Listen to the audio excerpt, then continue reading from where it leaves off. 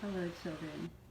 So today we have another story about the three girls from Sweden. If you heard my story earlier this week, do you remember the names of the little girls?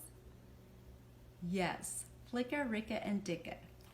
So, did you ever have where you did something and it stressed out a grown-up and maybe they looked kind of angrily at you and you felt really bad and you wanted to be angry back? Let's see what happens with Flicka, Ricka, and Dicka today. What does Jesus want us to do when people act frustrated and angry with us? Flicka, Ricka, and Dicka and their new friend is our story today. Flicka, Ricka, and Dicka were three little girls who lived in Sweden. One bright winter morning, they put on their snowsuits. They put on their boots and warm pointed caps. "You may play in the snow until lunchtime," said Mother. Did some of you get surprise snow last week if you lived in the north? Sweden has a lot of snow. "Let's make the biggest snowball there ever was," said Flicka. As they worked, they talked about an old man who had just moved into the house at the foot of the hill. "I wonder if he's lonely," said Ricka. "We could run his errands," said Dicka. "We must help him in some way." Soon the snowball grew so large that it started to roll down the hill. When it stopped rolling, it was in front of the walk on the old man's house. Just then, Mother called to them for lunch, and away they ran. They left the big snowball right where it was. As they ate their hot soup, they told Mother all about it. "It was the biggest snowball we ever made," said Flicka. "It rolled down the hill," said Dicka.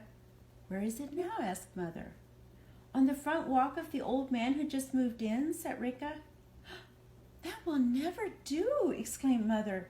"He may want to clear off his walk. He doesn't know you three little girls, and he may be very cross."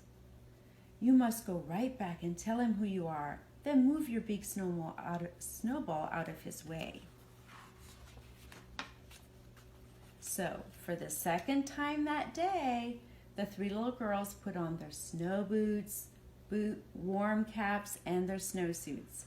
They ran to the candy store, and each little girl bought a pink and white lollipop. They paid for it with a part of the money Uncle John and Aunt Helga had given them for Christmas. Have you ever been given money and you can't wait to buy something? "I am sure," said Flicka, "that if we each bring the old man a big pink and white lollipop, he will forgive us." "Perhaps," said Ricka, "but I'd like the pink and white lollipop myself." "We must each give the man a present," said Dicka. "Maybe he won't be cross with us. Then maybe we will be his friends." "But first we must move the big snowball off from his walk," said Flicka.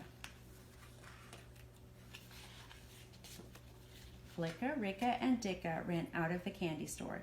They ran down the hill and each carrying a big pink and white lollipop in their hand. "Oh dear," said Flicka. "The snowball must have been in his way," said Ricka. "I know he will be cross with us for leaving it on his walk," said Dicka. "Anyway, we must tell him we're sorry," said Flicka, "and we must give him our presents." She ran up the steps to ring the bell.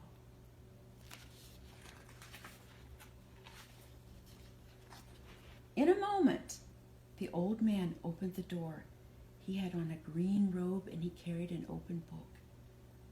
"Can't I read in peace?" he asked crossly. "I don't like you to ring my bell. What do you want?" "Please, sir," said Flicka, "we are the three little girls who live at the top of the hill." "Well, run away and don't bother me," said the man. "But we left a big snowball on your front walk when Mother called us for lunch," said Ricka. "And she told us to come back right away and move it and tell you that we're sorry." "So you three girls did it," said the old man. "I can't have that. How can I keep my walks clean?"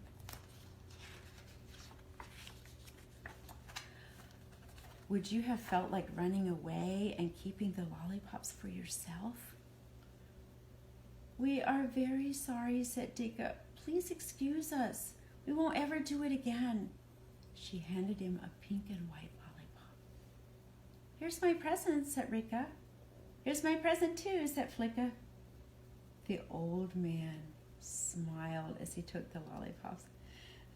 "Thank you very, very much. I haven't had a present for a long, long time, and I haven't had a pink and white lollipop for all of but 50 years. Won't you come in?" Each little girl took him told him her name as she stepped inside. Soon Flicka was looking at pictures in a big book.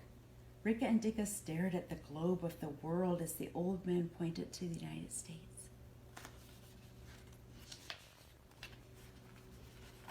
"I am Mr. Fogel," said the man, "and I taught geography for many years. Geography, you know, is all about places and people." "Have you been a lot of places?" asked Ricka. Then the old man with the glasses told them stories about the United States. "That's a fine country," he ended. "I hope you will each make up your mind to visit there someday." Do you live in the United States? Do you have a globe? Once you're done with the story, I want you to ask your mom or dad for a globe and tell them to find where you live, if you're in Canada, United States, Mexico, or Africa, and then see where Sweden is. Sweden is up here in Europe, way up high where it's cold. So the man would have had to travel down through the ocean to come visit the United States. Back in those days, air flying was very expensive, so it probably took him weeks to go on a ship to America. But you were born in the United States. If you were born in the United States, make sure you thank God tonight in your prayers. He said, it's a fine country. I hope you can go there someday. Each little girl nodded, and Flicka said politely, "We've had such a good time with you. Won't you come with us for a toboggan ride?" "Why, yes," said Mr. Fogel. Soon Mr. Fogel and the three girls were hurrying through the snow.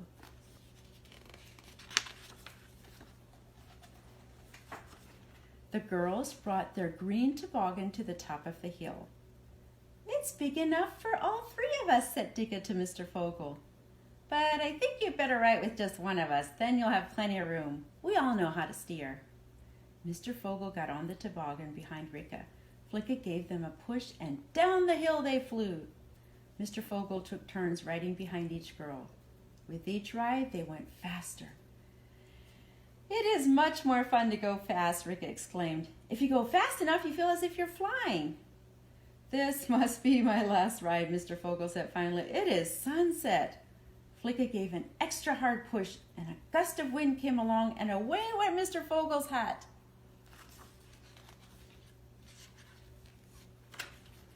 Perhaps Ricka, who was steering, turned to watch the hat fly away. Perhaps Mr. Fogel tried to stop the toboggan to catch his hat. Perhaps they only hit a bump.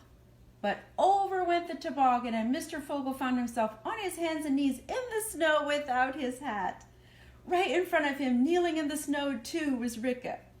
"Upon my word, how amazing!" exclaimed Mr. Fogel. Down the hill ran Flicka, who had stopped to pick up his hat. Behind Flicka ran Dicka, while just over the hill Mother appeared. "Is anyone hurt?" Mother cried anxiously. "Flicka, Ricka, and Dicka, what has happened?" Nobody spoke as Mr. Fogel got slowly to his feet. Then the little girls began brushing off the snow from his coat. His eyes twinkled as he looked at Mother. "I'm not hurt, madam," he said. "I don't believe Ricka is either." "Well, it really is most upsetting," Mother began. Mr. Fogel laughed. "It is, madam, quite upsetting." Flicka began to giggle, and Dicka began to laugh. But it was Ricka who told Mother who Mr. Fogel was and what fun they had together, and that nobody really was hurt. Of course, Mother invited him for tea and hot muffins. She kept a shawl around his shoulders until he was thoroughly warm. After tea, Mother invited Mr. Fogel to sit in the big chair before the open fire. Flicka, Ricka, and Dicka sat in the firelight of his feet. He told them stories of far-off places: Canada, the United States, Mexico, and Australia. "Is that where you're from?" "These are all places I've visited," he ended. "The next time you come to see me, I'll show you just where they are on my globe. Then you'll be able to find them for yourself whenever you want. Now I must go." Mother helped him put on his coat and suggested that the three little girls walk with him down the snowy hill. As they came to his front door, Flicka said, "Mr. Fogel, we really are very sorry about the big snowball we left on your front walk." I'm not sorry, he said. That was the beginning of a fine time for me. Toboggan rides, hot tea, and the best muffins I ever ate. Thank you for them all. And now, goodbye. He waved as he went inside. The three little girls turned toward their home at the top of the hill. Then they heard a window open, and Mr. Fogel called them back. Be sure to come over tomorrow, he said. I'm saving 3 pink and white lollipops for 3 of the nicest little girls I know.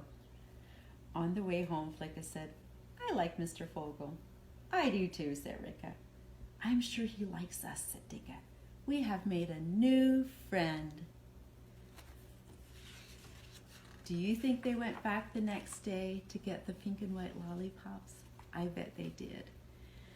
So, on the comments below, if you can put down what your name is and what country you live in and what state or province that you're from, and have your parents help you find it on the globe and see how far Mr. Fogel traveled to get to the United States.